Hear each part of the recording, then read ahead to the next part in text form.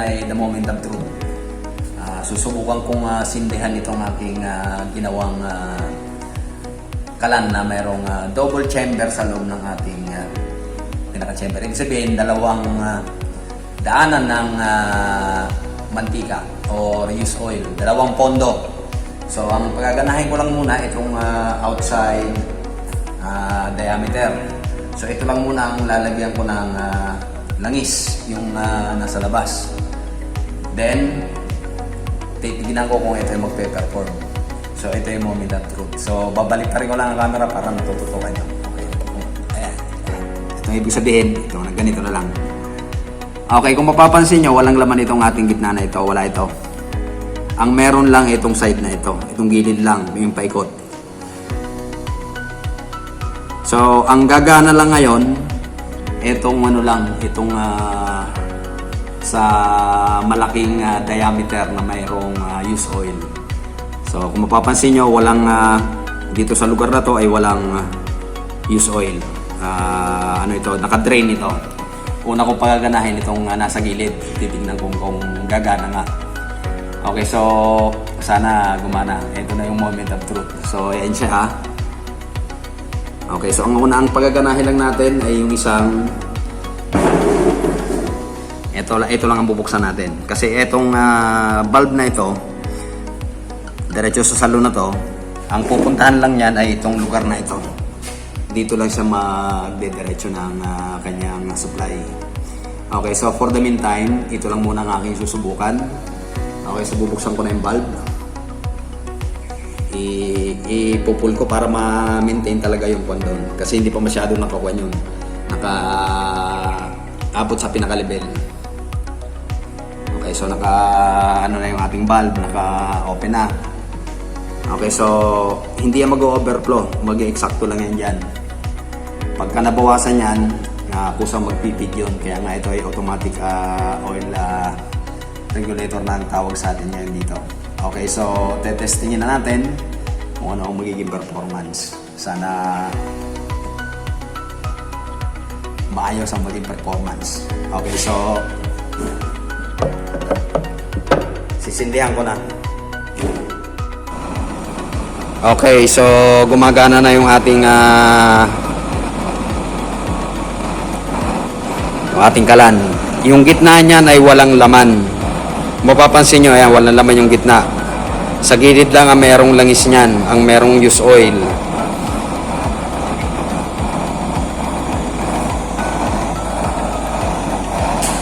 Yung lugar lang na ito ang merong used oil sa gilid lang mismo. Ito lang ang merong used oil sa gilid na ito. Dito sa gitna wala itong laman. Makikita nyo yan. Flooring lang yan.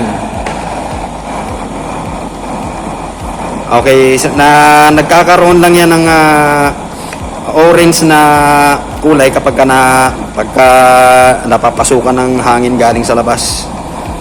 Pero pagka hindi naman napapasukan ng hangin sa labas, ayos naman ang kanyang ayos naman ang performance. So ayan, success yung aking isang experiment na ito.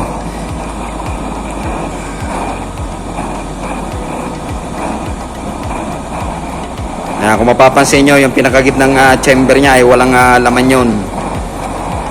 Ano lang yun, flooring lang talaga yan. Then yung gilid lang yung gumagana, yun lang ang merong langis. Yun lang ang may used oil, yung pinakagilid na parte niya.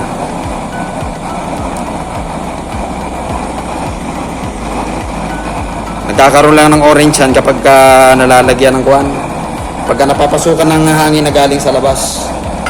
Pero pagka hindi naman napapasukan ng hangin sa labas, okay naman ang performance niya. Yan, pag malakas ang pressure, ganyan ang kanyang performance.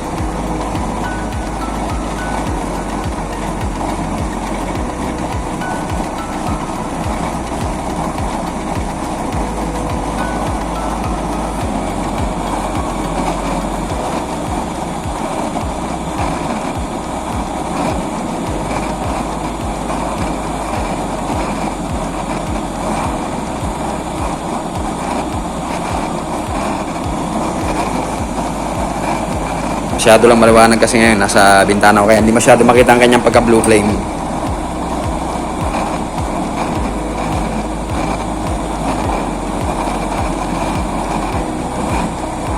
May nahahaluan lang yan ng orange kapag nahanginan ng pag may pumapasok na hangin galing sa labas.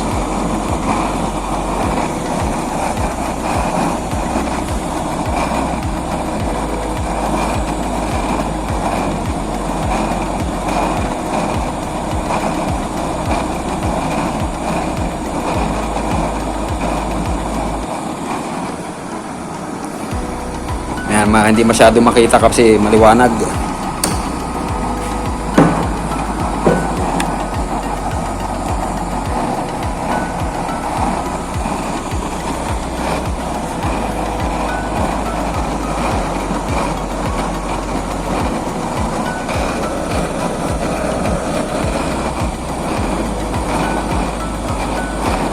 Yung gitna niya na ulitin ko walang laman na langis yung gitna niyan. Yung gilid lang yung merong langis dyan.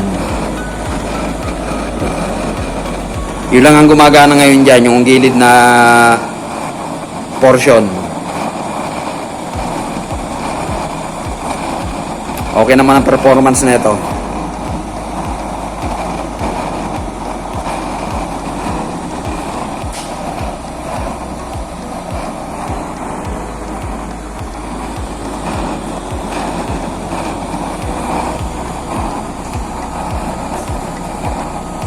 Paglalagyan natin ng salang yan, tingnan nyo magiging kulay. Yan, asul na asul siya kapag nilalagyan siya ng salang. Asul na asul ang dating kapag merong sinasalang. Sala ko sa kuwan. Ayan. Pagka nilalagyan niya ng salang, asul na asul ang dating yan.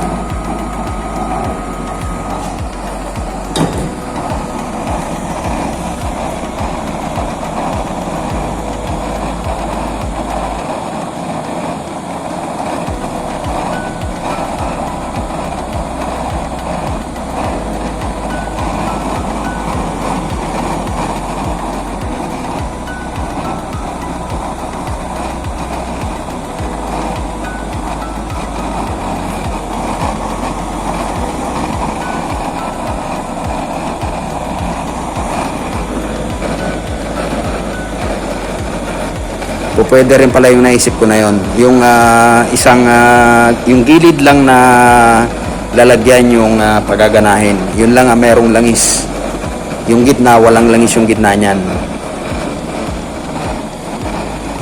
Okay, so gumagana rin. So ibig sabihin pagka ganito medyo makakatipid kasi may kalahating portion ng lalagyan lang ng langis, yun lang susuplayan natin yung pinakagilid na portion.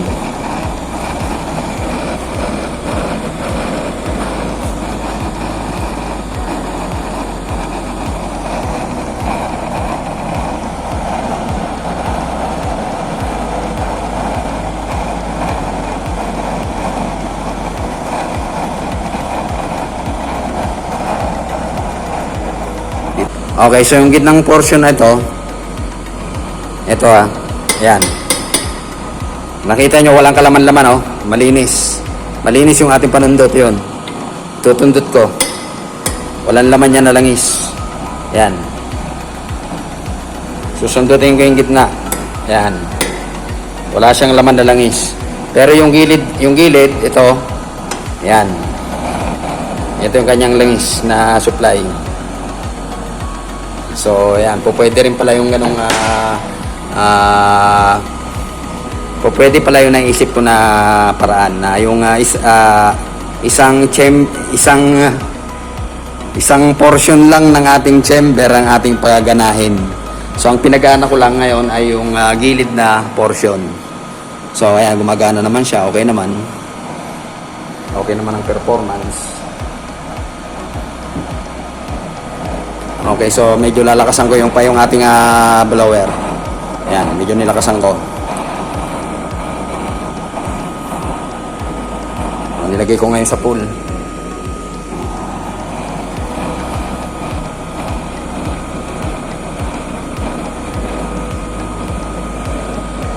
Okay, so yan ang kanyang performance.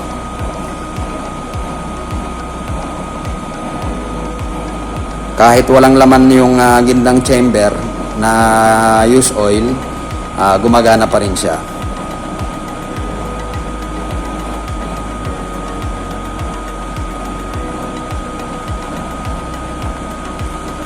ayos na ayos ang kanyang performance.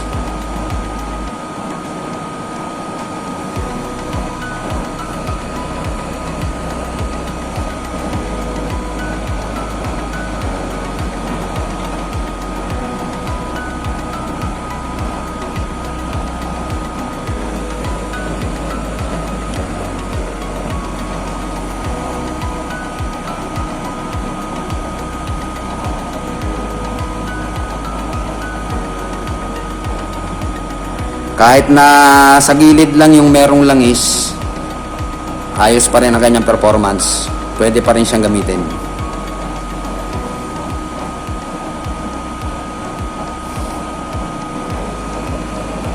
Okay, tatanggalin ko na to para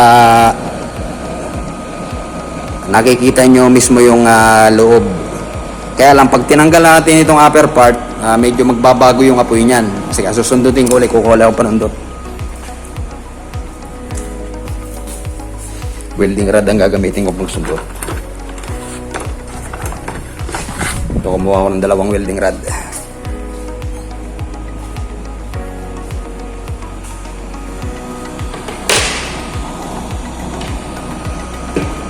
Okay, ito yung ito yung susundutin ko yung gitnang portion niya.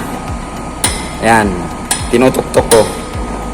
Makikita nyo walang kalangis-langis. Pero yung gilid, susundutin ko. Ulitin ko lang gitna para may tunog. Ayan, wala talaga. Walang langis yan walang, ayan, wala. Pero yung dito sa gilid, pag sinundot natin, makikita nyo yung level ng langis. Ayan. Ang ginalaw ko, ayan, bago yung apoy, ayan. Ganyan karami yung kanyang pondo sa gilid. Sa gitna, walang pondo sa gitna na langis. Okay, so tatanggalin ko na ito para nakikita nyo. Kaya lang, pag tinanggal natin yung top portion na yan, magbabago ng apoy yan kasi ma-expose sa hangin. So, tatanggalin ko yung ibabaw na portion na ito para nakikita nyo yung loob.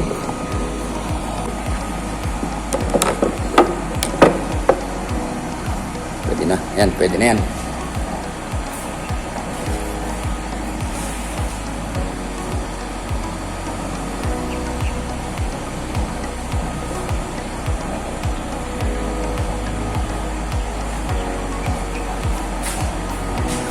Okay, so tatanggalin ko na itong upper portion na ito, yung ating pangsaklob o upper part ng ating chamber para nakikita nyo yung loob. Kaya lang magbabago ng kulay ang ating apoy kasi tinanggal natin yung upper portion.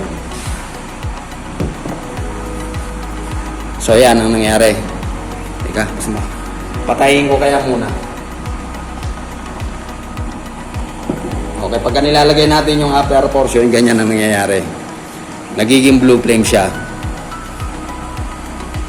Maski hindi na siguro tanggalin yung ibabaw na to para nakikita nyo naman na may na walang laman yung ating teka, tutukan na ninyo maigi kung ganyan ang apoy.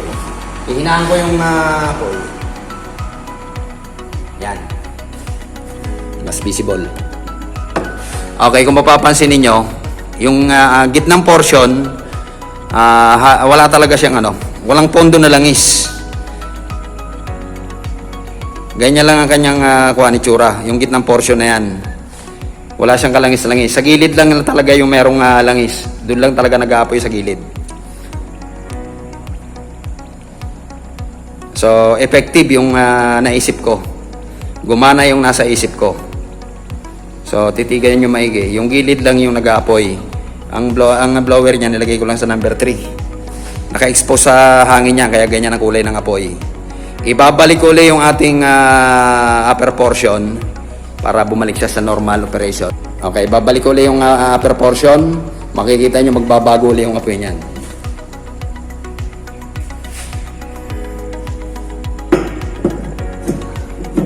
Yan, nagbaback to normal operation na uli siya. Kasi pag tinatanggal yung upper portion, ganyan ang nangyayari na nagbabago yung apoy. Ngayon, pagka binalik natin, mag-aantay lang tayo na ilang sandali kasi medyo nagbago yung temperature ng ating chamber. Medyo lumamig yung tinanggal natin. Kaya ayan, Pero pag nag-init uli yan, babalik uli yan sa dating normal operation niya uli.